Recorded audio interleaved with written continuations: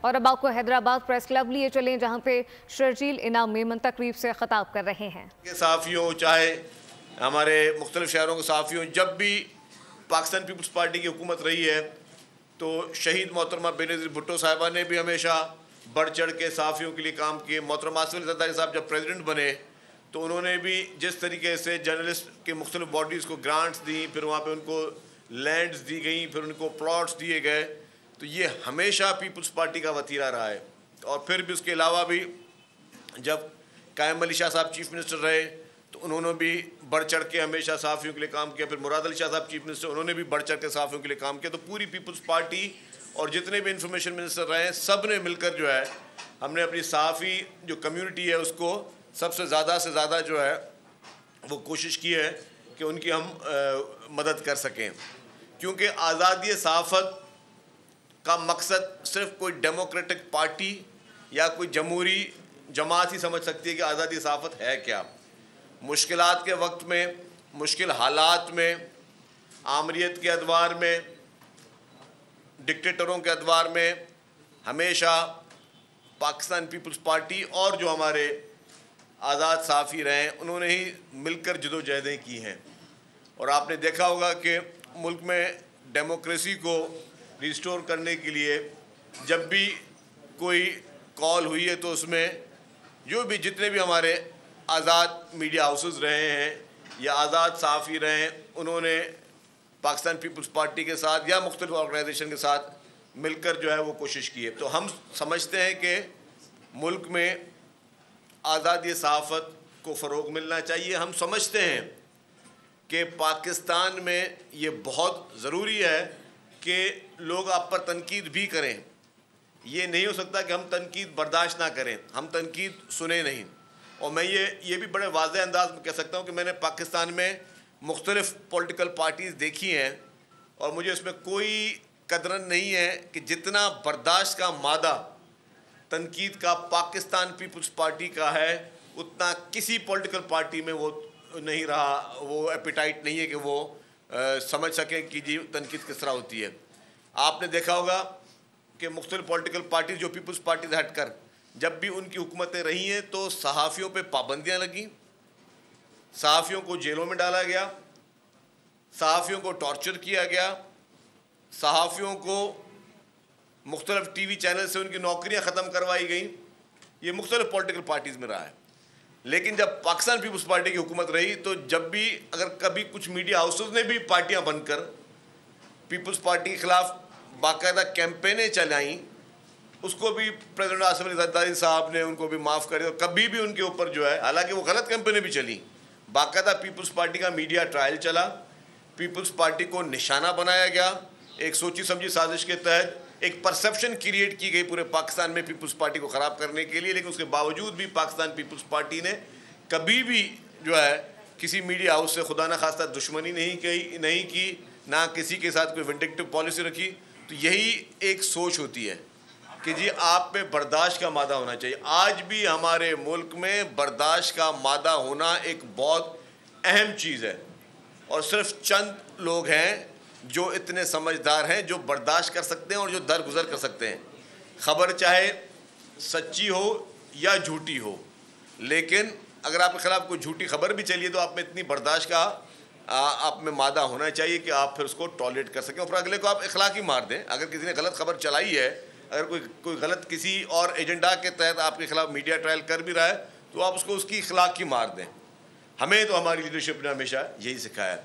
जहाँ तक हम मुख्तलिफ हमारे दोस्तों ने बातें कहीं कि जी हैदराबाद में जो हमारे जर्नलिस्ट हैं उनको जो भी अभी तक गवर्नमेंट उनके लिए कर चुकी है या मज़ीद जो प्रोग्राम है तो उसके लिए मैं कहता चलूँ कि बिल्कुल मेरी कोशिश हमेशा ये रही है कि बढ़ चढ़ कर हम आपकी वो खिदमत कर सकें।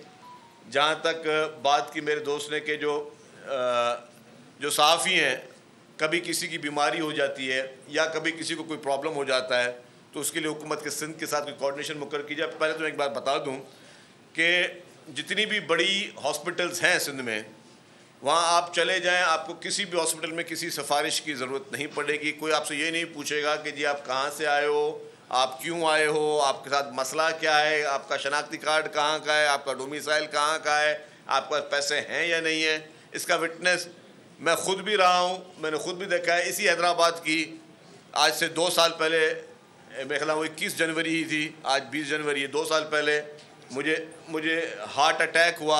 मैं NICVD गया, वहाँ का जो उस वक्त अटेंडेंट था उसने मुझे पहचाना भी नहीं और फौरी तौर पर मुझे जो है वो उन्होंने कहा कि जी एक पेशेंट मौजूद है, उस पेशेंट का हम प्रोसीजर कर रहे हैं, उसके बाद आपके हम एंजियोग्राफी वगैरह करेंगे। तो बिल्कुल मैं समझता हूँ कि 100% मेरिट पे काम हो रहा है।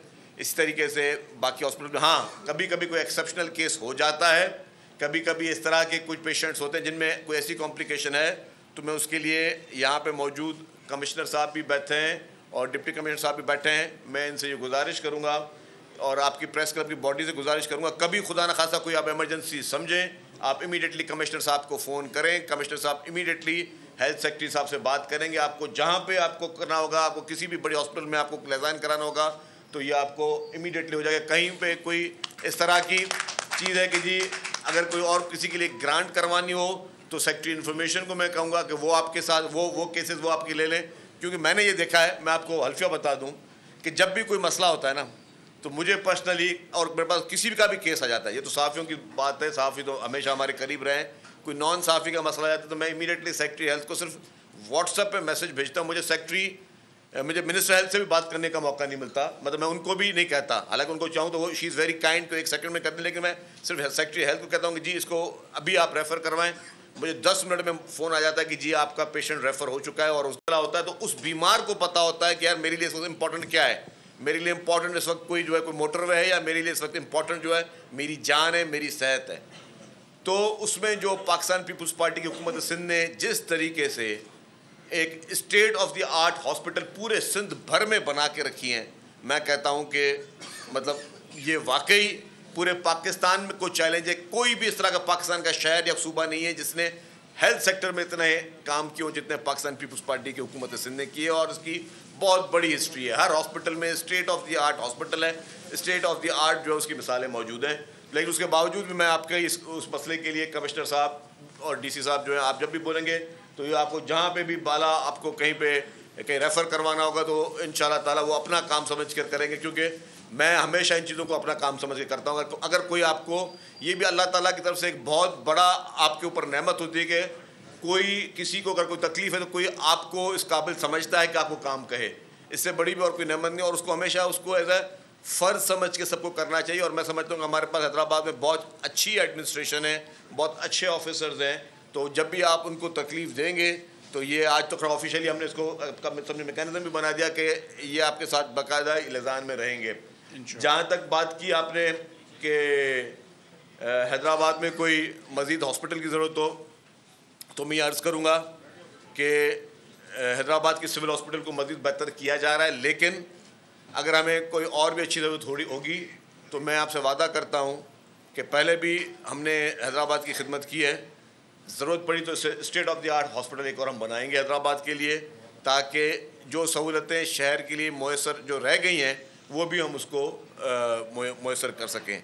आपने फाउंडेशन की बात की, यस हमने कोविड में, हमने सैलाब में, हर जगह पे दिल खोल के पूरे शहर की हमने खिदमत की और अभी भी इंशाल्लाह ताला कभी भी कोई ज़रूरत आएगी, कभी भी प्रॉब्लम होगा तो हम खड़े रहेंगे। मुझे याद है जब कोविड-19 आया था तब सिंध हुकूमत के पास एक लिमिटेड किट्स मौजूद थी। जब शुरू में आया था तो सिर्फ कराची के लिए वो जो है वो किट्स में सिर्फ कराची के इलाज होते थे। तो उस वक्त हमने जो है फाउंडेशन ने किट्स मंगवाई और उस किट्स से ना सिर्फ हैदराबाद लेकिन नवाबशाह, टंडवाला, बाकी सारे शहरों के जो डिस्ट्रिक्ट्स के उनके लोगों की वो फ्री टेस्टिंग जो है सर्विस हम लोग यहाँ पे लम्स में कर रहे थे। तो अल्हम्दुलिल्लाह उस वक्त भी हमने जो है बढ़ चढ़ कर किया और अभी भी इसको हम समझते हैं कि इसको हम बढ़ चढ़ कर ही करेंगे।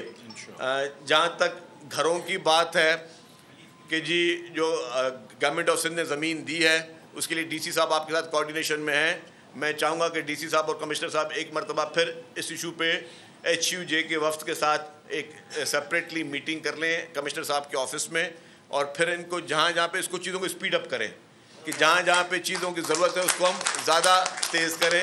गवर्नमेंट की जानिब से बिल्कुल इनको मुकम्मल तौर की आपको मदद मिलेगी।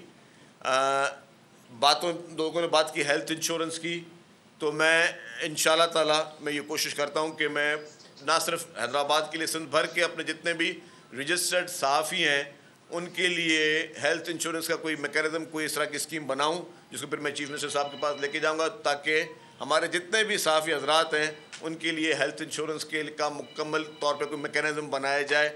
या तो कोई आपको सहाफ़ियों को कोई इंडोमेंट फ़ंड बना के दे दिया जाए ताकि उस फंड के ज़रिए आप अपने लोगों की खुद इंश्योरेंस करवाएं, क्योंकि अगर गवर्नमेंट ने कराना शुरू कर दी इंश्योरेंस तो होगा ये कि जो सहाफ़ी नहीं होगा वो भी आके करवा के चला जाएगा, और फिर मुख्तलिफ प्रेस क्लब से अनफॉर्चुनेटली वो लेटर लेके आएंगे कि जी ये हमें जी लेटर है, हमें आप ये सहाफ़ी इसको कर दें।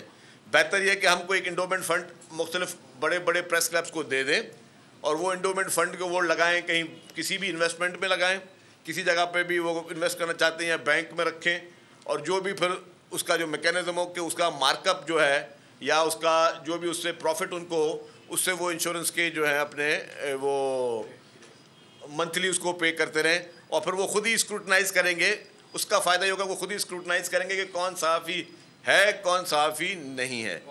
फिर जो अगर सहाफ़ी नहीं होगा तो उसका वो कार्ड नहीं बनेगा। अगर हुकूमत ने की तो फिर मुझे पता है कि फिर बंडर बात जो है वो शुरू हो जाएगी। जिस तरह हमारे पास एक्रेडिटेशन कार्ड पे होती है ना शुरू, तो वो यहाँ पे वो सारी शुरू हो जाएगी। इसके साथ साथ हैदराबाद शहर के लिए बसें चल रही हैं। अभी हमने कैबिनेट ने मंजूर किया है मज़ीद EV बसेस आ रही हैं, तो मैं इंशाल्लाह ताला अभी भी कमिश्नर साहब बैठे हुए हैं और DC साहब, इनको कहूँगा कि आप कोई हमारे पास फौरी तौर पर कोई जगह ऐसी ढूंढें जहाँ पे हम EV का चार्जिंग स्टेशन लगाएं। और ये भी मैं कह दूँगा कि आपके पास हैदराबाद में ट्रांसपोर्ट डिपार्टमेंट की ज़मीन है जहाँ पे कुछ इंक्रोचमेंट है, कुछ वफाकी सरकारी इदारे भी इंक्रोचमेंट करके बैठे हुए हैं, तो प्लीज़ हमने इसको पहले अपने डिपार्टमेंट के ज़रिए मीटिंग कर चुके हैं, आप उस इंक्रोचमेंट को फौरी तौर पर खाली करवाएं, और चाहे उसमें वफाकी गवर्नमेंट के कोई ऑफिसेज भी हैं उसको खाली करवाएं, क्योंकि वो ट्रांसपोर्ट डिपार्टमेंट की जगह है, तो वहाँ पे हम इमीडिएटली चार्जिंग स्टेशन लगाएं और फिर हम EV बसेस हैदराबाद में भी शुरू करें।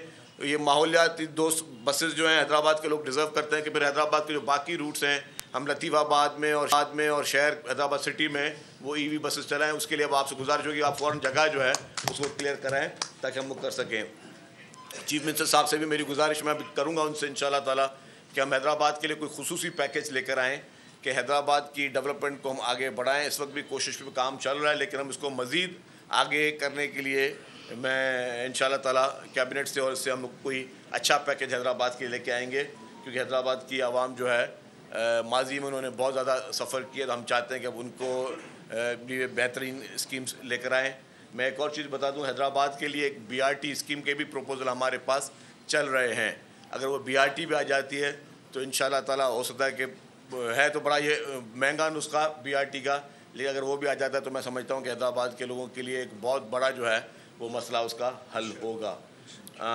इसके बाद मेरी आप सब लोगों से ये गुजारिश ये होगी कि हम सब मिलकर ये पैगाम दें कि हमें मिलजुल कर इस पाकिस्तान को मजबूत बनाना है, पाकिस्तान को बेहतर बनाना है।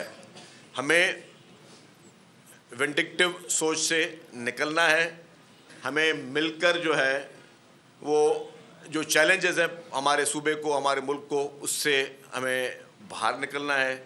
हमें अपनी चीज़ों को अच्छे तरीके से आगे लेके चलना है।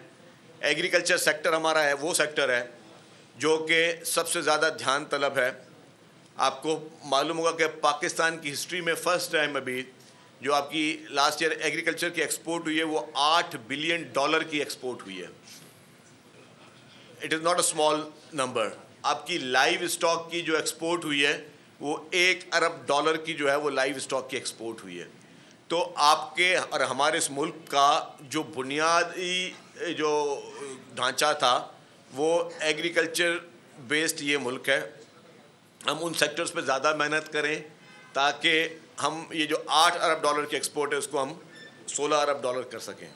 जो $1 अरब के हमारे लाइव स्टॉक की एक्सपोर्ट है उसको हम $10 अरब कर सकें, क्योंकि बहुत ज़्यादा उसमें हमारे पास गुंजाइश मौजूद है। तो हमें तमाम उन सेक्टर्स को पे मेहनत की ज़रूरत है और हमें उस मेहनत के लिए सबको मिलकर जो है वो कोशिश और जद्दोजहद करनी चाहिए। उन सेक्टर को मजबूत करना चाहिए, क्योंकि यही से आगे जाके आप देखें कि हमारी चीज़ें मज़ीद बेहतर होंगी और हमें उसके लिए मिलकर काम करना चाहिए। तो यही चंद गुजारिशात थी।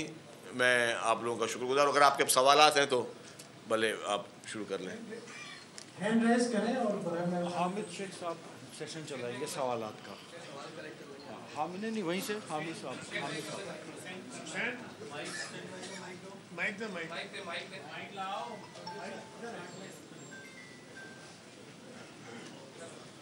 साहब मेहरबानी, आपने मेंशन किया एग्रीकल्चर सेक्टर को और लाइव स्टॉक सेक्टर को, बड़ा राइटली मेंशन किया है कि हमारी पूरी एग्रीकल्चर इकोनॉमी है उस पर डिपेंड करती है। लेकिन अगर मैं आपकी तवज्जो चाहूँगा कि जाहिर है कि ज़राअत जो है पानी के बगैर किसी सूरत मुमकिन नहीं है। अभी जो एक बहुत सीरियस इशू आपका चल रहा है, आपकी पार्टी उस पर अपना एक कंसर्न शो कर रही है, 6 कैनाल्स हैं इंडस रिवर के हवाले से। उसमें सिंध गवर्नमेंट ने ऑब्वियसली मुराद शाह साहब ने बैक टू बैक रिस्पॉन्स की है, वी ऑल नो कि काउंसिल ऑफ कॉमन इंटरेस्ट में उसको टेकअप किया जाए क्योंकि सब्जेक्ट भी उधर ही फॉल करता है। आप क्या समझते हैं कि काउंसिल ऑफ कॉमन इंटरेस्ट का इजलास प्राइम मिनिस्टर क्यों नहीं बुला सके हैं अब तक 1 साल में? पीपल्स पार्टी इस इशू के ऊपर किस हद तक जाना चाहती है? क्योंकि उन्होंने जो मुख्तलिफ फोरम्स को जुरिस्डिक्शन को जो इन्वोक किया है वो बिल्कुल सही किया है। लेकिन आप क्या समझते हैं कि जिस तरह लीबी ने, अगर आपको याद हो 98 के अंदर कम शहीद के ऊपर तालाबाग डैम था, जब यहाँ पे जो नेशनलिस्ट पार्टीज हैं वो भी उसमें शामिल थी और उन्होंने धरना दिया था, पंजाब से बॉर्डर को ब्लॉक किया था, तो क्या बिलावल साहब ऐसे किसी प्रोटेस्ट को फ्यूचर में लीड करने का इरादा रखते हैं कि जो कैनाल्स का इशू है ये बहुत ज़्यादा सीरियस होता जा रहा है? क्योंकि जिस एरिया को डेवलप करने की बात हो रही है, यहाँ सिंध में ये कंसर्न मौजूद है कि अगर वो एरिया डेवलप होता है जो कि अनइरीगेटेड एरिया है, जहाँ पे ट्रेडिशनली पानी का कोई सोर्स नहीं बनता है, और इवेंचुअली पानी जो है इंडस रिवर से डाइवर्ट हो जाएगा उस एरिया में जो कि पानी सिंध के हिस्से का होगा। क्योंकि प्रीवियस ट्रैक रिकॉर्ड में यह है कि वो लिंक कैनाल्स जो कि लिंक कैनाल्स के तौर पे बने थे और they were supposed to be operated. जी थैंक यू साहब, पाकिस्तान पीपल्स पार्टी का और हुकूमत सिंध का बहुत क्लियर स्टांस है उन कैनाल्स के ऊपर, और चेयरमैन बिलावल भुट्टो जरदारी साहब मुख्तलिफ मुकामात पर कह चुके हैं, एक वीडियो पैगाम के ज़रिए भी वो बात कर चुके हैं। उसके साथ साथ चीफ मिनिस्टर सिंध ने मुतअद्दिद बार ये स्टेटमेंट उन्होंने दी है और उन्होंने CCC के लिए ख़त भी लिखे हैं प्राइम मिनिस्टर साहब को जल्दी इजलास बुलाए जाएं। तो हमारे स्टांस में कोई भी जो है वो कोई चेंज नहीं है, और जो उसके प्रोसीजर है उस प्रोसीजर के बगैर किए हुए वो काम हो भी नहीं सकता। तो Peoples Party and government of Sindh is very clear, और हम नहीं समझते कि इस पर जो है कोई गुंजाइश ऐसी है जिस पे हम उस पर बहस कर सकें। बाकी जहाँ तक आपने बात की, यस, शहीद मोहतरमा बेनज़ीर भुट्टो साहिबा ने कमू शहीद पे धरने दिए और उन्होंने एक क्लियर स्टांस रखा। इसी तरह पीपल्स पार्टी का भी क्लियर स्टांस है, और अभी हम नहीं समझते कि ऐसी कोई सूरत हाल है कि हम जो है कोई हमें धरने देने हो। लेकिन अगर खुदा ना खास्ता कोई सूरत हाल होगी तो डेफिनेटली पार्टी की लीडरशिप उस वक्त फैसला करेगी। लेकिन इस वक्त बिल्कुल क्लियर है कि पीपल्स पार्टी और सिंध हुकूमत जो है वो उसके स्टांस में कोई तब्दीली नहीं है। और जहाँ आपने कहा कि CCI क्यों नहीं बुला रही, तो वो प्राइम मिनिस्टर साहब के ऊपर लाजिम है कि वो उनको बुलाएं, और प्राइम मिनिस्टर साहब मैं समझता हूँ कि जैसे ही उनको जल्द अज जल्द जो है उसको बुलाना चाहिए ताकि ये मसला जो है वो एड्रेस हो सके। अशोक अगर वो बात करना चाहें, कोई सवाल करना चाहें, हामिद शेख साहब। अशोक कर लेना। चलिए अशोक, माइक दे दो। अशोक शर्मा AR सर, मेरा सवाल ये है कि अभी नए टूरिस्ट प्लाजा बन रहे हैं और उस पर प्रोटेस्ट भी चल रहा है, तो उस हवाले से पीपल्स पार्टी का क्या मौक़िफ़ है, क्या हिकमत है? अभी मटियारी में भी प्रोटेस्ट हो रहा है, मीरपुर खास में भी एक बनने जा रहा है। इस हवाले से देखिए जी, जहाँ तक मटियारी वाले टोल प्लाजा की बात है उसका मैं बिल्कुल क्लियर कर दूँ कि ये एक नहायती संगीन मसला है कि हैदराबाद और सक्खर की जो शाहराह है वो ज़बून हालत है, और उस रोड की वजह से रोज़ाना एक्सीडेंट होते हैं, और खुदा ना खास्ता नहीं करना चाहिए लेकिन रोज़ाना कीमती जानों का नुकसान होता है। तो ये वफाकी हुकूमत की ज़िम्मेदारी है, फेडरल गवर्नमेंट पे ये लाजिम है कि जिस तरीके से वो बाकी जगहों पे मोटरवे बना रही है, हैदराबाद सक्खर मोटरवे को इमीडिएटली टेकअप करे और इमीडिएटली उस पर काम शुरू किया जाए। अगर ये सूबाई हुकूमत का रोड होता तो कब का बन चुका होता। ये फेडरल गवर्नमेंट का रोड है, और ये रोड सिर्फ मैं बताता चलूँ कि ये कोई हैदराबाद के लोगों के लिए, कराची के लोगों के लिए नहीं, सिर्फ सिंध के लोगों के लिए नहीं है, ये पूरे पाकिस्तान के लोगों के लिए बॉटल नेक है। आपकी पूरी एक्सपोर्ट्स, आपकी पूरी इंपोर्ट्स, आपकी पोर्ट, क्योंकि कराची से जितना भी गुड्स जाती हैं, जितना भी सामान जाता है पूरे नॉर्दर्न एरियाज में या अप कंट्री साइड, वो सारा इसी सड़क से जाता है। तो इस सड़क को ना बना के आप सिर्फ सिंध के लोगों के साथ ज्यादती नहीं कर रहे। मैं समझता हूँ कि इस सड़क को ना बना के आप पाकिस्तान के लोगों के साथ ज्यादती कर रहे हैं, पूरे पाकिस्तान की 22 करोड़ आवाम के साथ ज्यादती कर रहे हैं। इस सड़क को वफाकी हुकूमत को immediately without further any delay उन्होंने इस सड़क को बनाना चाहिए। उसके लिए तमाम प्रोजेक्ट्स बाकी चल रहे हैं, उनको रोक कर भी इस प्रोजेक्ट को टॉप प्रायोरिटी फेडरल गवर्नमेंट ने देनी होगी। अली शेख के बाद सक्का लाशदारी।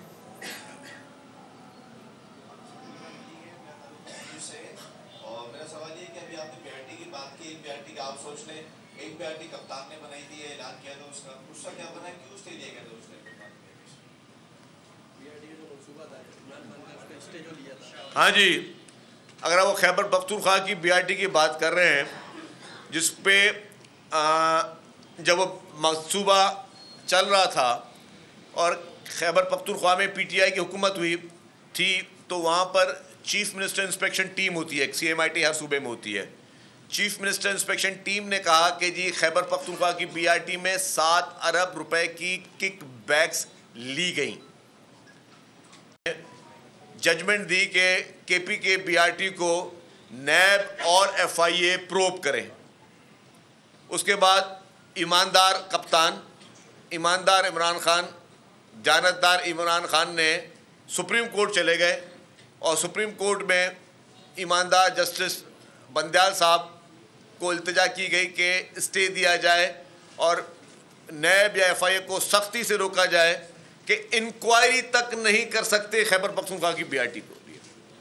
तो ये मेरे भाई जो अपने आप को ईमानदार बोलते हैं, जो अपने आप को जानतदार कहते हैं, जो कहते हैं कि बाकी तमाम जमातें चोर हैं, बाकी तमाम पॉलिटिकल पार्टी जो है वो डाकू हैं, सिर्फ एक ईमानदार शख्स इमरान खान है, तो उस इमरान खान अगर इतना ही ईमानदार था, इतने ही उसके हाथ साफ थे, उतना ही उसके दामन पे कोई करप्शन का दाग नहीं था, वो दिल में कोई चोर नहीं था, तो वो सुप्रीम कोर्ट से स्टे क्यों लिया गया?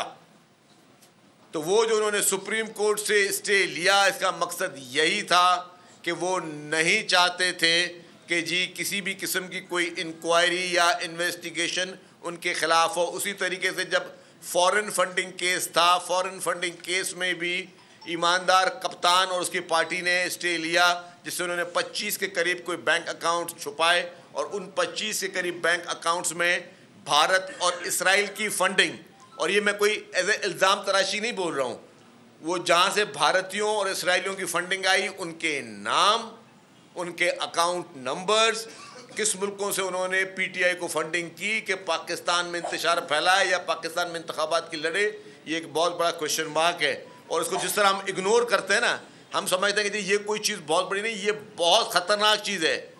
अगर कोई और पॉलिटिकल पार्टी का इस तरीके से कोई लिंकेज निकलता कि उसको भारत या इसराइल फंडिंग कर रहा है, तो उस पॉलिटिकल पार्टी के साथ क्या असर किया जाता?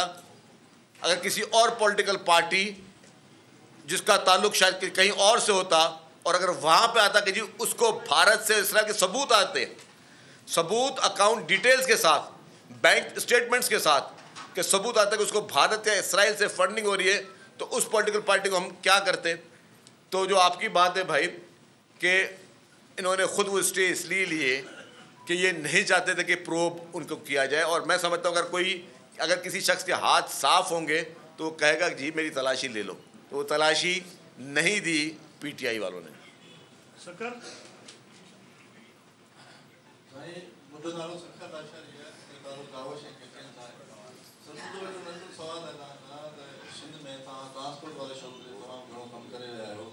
हैदराबाद समेत ॿियनि ज़िलनि में बस टर्मिनल आहिनि, हालत ॾाढी ख़राबु आहे, जंहिंजे नतीजे में जेके प्राइवेट सेक्टर में जेके बसूं हलनि थियूं, माण्हू सफ़र कंदा ॾाढो तकलीफ़नि खे मोड़े रहिया आहिनि।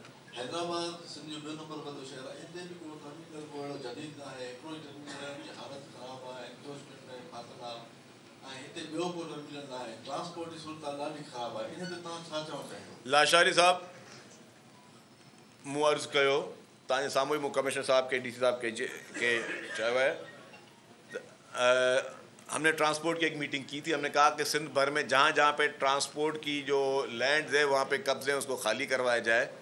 तो अब हमारे पास भी ट्रांसपोर्ट की कुछ लैंड पड़ी हुई है, कुछ पे जो है कब्जा हुआ है जो वैदत कॉलोनी के सामने है। तो मैंने उनको कहा कि जो उसको खाली करवाया जाए और उनको एज ये अब उनके ऊपर ये फ़र्ज़ है कि जल्दी उसको खाली कराएं। तो जैसी चीज़ें खाली होंगी तो हम पब्लिक प्राइवेट पार्टनरशिप में इस तरह के प्रोजेक्ट्स ला सकते हैं जिसमें गवर्नमेंट की इन्वेस्टमेंट भी ना हो, या गवर्नमेंट अगर कुछ जगहों पे गवर्नमेंट की खुद फंडिंग होगी, जहाँ पे गवर्नमेंट खुद फंडिंग कर सकेगी वहाँ करेगी, जहाँ नहीं कर सकेगी तो हम PPP मोड में भी कोई प्रपोजल ला सकते हैं कि वो चीज़ें खाली करवा के हम उनको पब्लिक के लिए इस्तेमाल करें ट्रांसपोर्ट के पर्पज़ के लिए, और उसके साथ साथ कोई ऐसा अच्छा फाइनेंशियल मॉडल बनाएं जिससे जो है वो प्रोजेक्ट जो है वो लॉन्ग लास्टिंग चल सके। जहाँ तक आपने बसों की बात की, इस वक्त भी पीपल्स बस सर्विस कराची के अलावा लाड़कानों में, सखर में, बेनज़ीराबाद में, हैदराबाद में, मीरपुर खास में चल रही है और मज़ीद भी रूट्स हम शुरू करने जा रहे हैं। मैंने अभी कहा कि हम EV बसेस भी लेके आ रहे हैं। तो मैं चाह रहा हूँ कि हैदराबाद के शहरियों को भी EV बसेस जो है वो नसीब हों इंशाअल्लाह ताला, और मेरी कोशिश होगी कि इसी साल हम EV बसेस यहाँ पे शुरू किए जाएँ। तो ट्रांसपोर्ट के महकमे में नेक नीयत के साथ, दिल की बड़ी समझे कि आप डेडिकेशन के साथ काम हो रहा है। अभी तो हम EV टैक्सीज़ शुरू कर रहे हैं। EV टैक्सीज़ भी अगर मैं जैसे कराची में फर्स्ट फेज़ भी शुरू करूँगा तो मेरा सेकंड फेज़ इंशाअल्लाह ताला हैदराबाद होगा कि हैदराबाद में भी हम EV टैक्सीज़ शुरू करें। तो उसके लिए भी हमें चार्जिंग स्टेशन के लिए जगहें वगैरह चाहिए होंगी, तो उसमें भी मैं डिस्ट्रिक्ट एडमिनिस्ट्रेशन को कहूँगा कि वो जगहें भी आप स्पेसिफाई करके रख लें, ताकि जब हम ये EV की शुरू करेंगे गाड़ियों की सर्विस तो यहाँ पे चार्जिंग वगैरह के लिए हमारे पास अच्छा मैकेनिज्म मौजूद हो। आखिरी 3 सवाल। अली नहीं, तो आखिरी सवाल मैं करूँगा। सर मेरा नाम अली नईम है और जियो न्यूज़ से मेरा साथी। मेरा आपसे सवाल ये है कि आपने जो अभी पीपल्स बस सर्विस की हैदराबाद में बात की, तो इसका एक ही रूट है जिसका आपने जब इफ्तिताह किया था तो आपने कहा था कि इसके रूट में इजाफा किया जाएगा, इसका इजाफा अभी तक नहीं हुआ। सर दूसरा सवाल मेरा ये है कि क्या वजह है कि वफाक के मंसूबे सिंध में आके सुस्त रवि का शिकार हो जाते हैं, क्या वो इंडसाई में हो, क्या वो M6 हो, हैदराबाद सखर मोटर। और सर तीसरा सवाल इसके साथ ये कि सर बार मौका नहीं मिलता इसके साथ ही कर रहा हूँ। तो तीसरा सवाल मेरा ये है कि जहाँ आपने अभी बात की कि इमरान खान पर करप्शन के एलिगेशन के हवाले से बात की, ईमानदारी के हवाले से बात की, तो क्या वजह है कि रियासत पाकिस्तान को उनसे मुज़ाकरात की ज़रूरत पेश आ रही है और मुज़ाकरात का ये अमल जारी है, दूसरी तरफ उन्हें सजाएं भी हो रही है? चौथा सवाल। अच्छा नहीं, अच्छा मेरे भाई, आपका पहला सवाल का जवाब तो मैं ऑलरेडी दे चुका हूँ मोइन साहब कि पीपल्स बस सर्विस के दूसरे रूट्स अभी शुरू होने जा रहे हैं और ज़ाहिर बसेस की कमी थी, बसेस और आ रही हैं तो इंशाअल्लाह ताला वो शुरू हो जाएगा। आपका दूसरा सवाल था कि वफाकी हुकूमत के जो प्रोजेक्ट्स हैं वो सिंध में सुस्त रवि का शिकार होते हैं, तो this is very right, you rightly pointed out this. मैं आपको बता दूं कि जी हम यही हमारी शिकायत है वफाकी हुकूमत से शुरू से कि सबसे ज़्यादा टैक्स आपको जो सूबा देता है आपको उसको प्रायोरिटी देना चाहिए। हम ये भी नहीं कहते कि हमें आप दूसरे सूबों से भी आगे लेके जाएंगे, हम ये कहते हैं कि जो हमारा शेयर है वो हमें प्रॉपर तरीके से दिया जाए। सिंध की ये हमेशा शिकायत रहती है और मैं ये कह रहा हूँ कि अगर आपने पूरे पाकिस्तान के मोटरवेज, क्योंकि मोटरवेज वगैरह बनाना फेडरल गवर्नमेंट का काम है, तो बनाते तो सखर हैदराबाद सड़क के लिए इस तरह से सुस्ती क्यों, इतने ऐसे से सुस्ती क्यों है, और ये आप पूरे पाकिस्तान की मईशत को नुकसान पहुँचा रहे हैं। इससे मतलब ये नहीं कि कोई ये कह रहा है कि जी कुछ सिंध को नुकसान पहुँचाया जा रहा है। सिंध के लोगों की तो वहाँ पे जाने ज़ाहिर है स्टेक पे हैं जो एक्सीडेंट्स होते हैं, लेकिन पूरे पाकिस्तान की मईशत को नुकसान पहुँचाया जा रहा है सिर्फ सखर और हैदराबाद की सड़क ना बना के।